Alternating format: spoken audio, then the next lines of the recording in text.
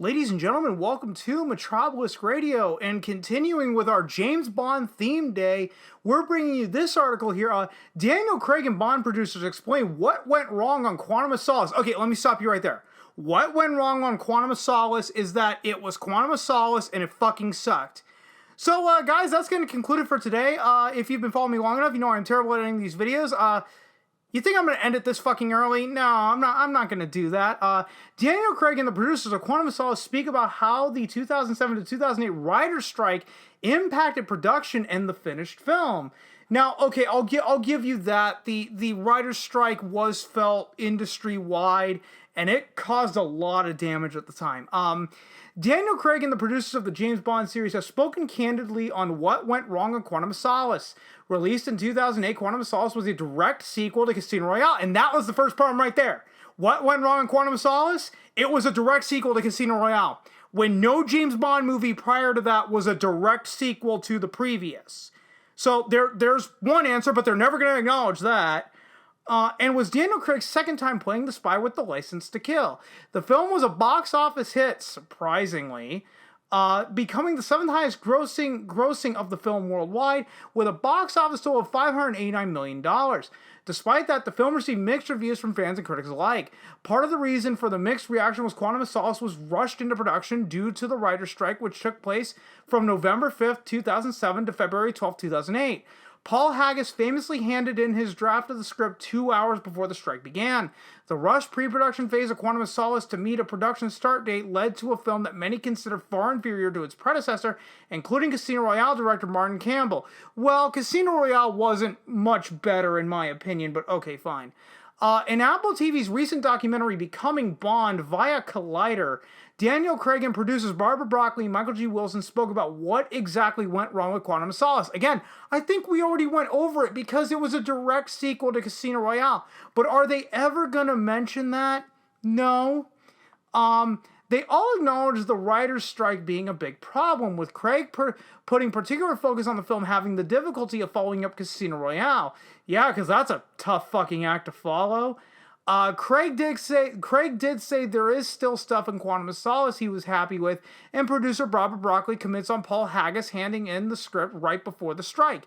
And here's what all three said below, and we're going to start with Daniel Craig's quote. We had a writer's strike. We had a script. It wasn't completed, but it was nearly completed. The movie kind of works. It's not Casino Royale, and that was always going to be. It was like literally troubling second album syndrome. In a way, we could not top Casino. It's easy to say that. Of course, we wanted to top Casino Royale, but, you know, there are some really special moments. Okay, no mention of the movie being a direct sequel to Casino Royale. Okay, here's what Barbara Broccoli said. We basically started shooting without a script, which is never a good idea. But the script was turned in, and I remember the writer who turned the script in, picked up his check, and then picked up his placard and stood outside the studio striking. We were kind of screwed, and we all had to muddle in and try and make the story work, and it wasn't really working that great. But I look back at the movie, and you know, it's still a good movie. Yeah, says the producer who is financially incentivized to never admit that you made a bad James Bond movie. And here's what Michael G. Wilson said. It didn't get Bond's journey right. It wasn't totally focused on his journey, and sometimes we get too wound up on plot rather than keep to the story, which is an issue for these kind of films. Again, making no mention that Quantum of Solace was a direct sequel in a franchise with no direct sequels. Unlike previous Bond films, the Daniel Craig era of films tells an overarching storyline.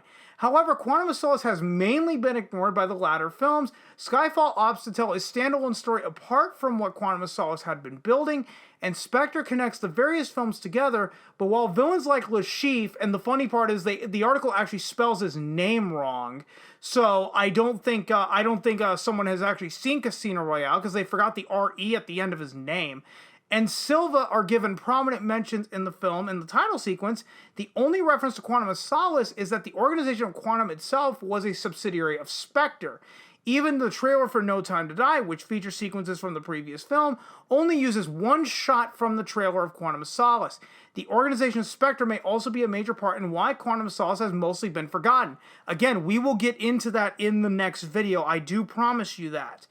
Casino Royale teases a major organization throughout the film, and when it came time to do a follow-up film, many fans assumed it would be Spectre. However, due to rights issues with the organization, they were unable to be used. In the finished film, the organization Quantum is only named an ADR, additional dialogue recording lines by characters off screen, suggesting that the original plan was for the organization to be revealed as Spectre, but due to the complicated rights issue in the 2007-2008 writer's strike, the filmmakers couldn't work around it until after filming had been completed. Then when Spectre didn't join the franchise, it made many of the developments of Quantum of Solace redundant. And I do agree with that, but I know I've been shitting on Quantum of Solace the entire time, throughout this entire video, but, even Daniel Craig era James Bond fans agree that Quantum of Solace was a fucking dog turd. So, I pretty much have no more to add to this, so I'm going to go ahead and end it right here, guys. If you stuck around this long, thanks so much for doing so, and if you guys have been following me long enough, I'm terrible at ending these videos, so I will just see you guys next time.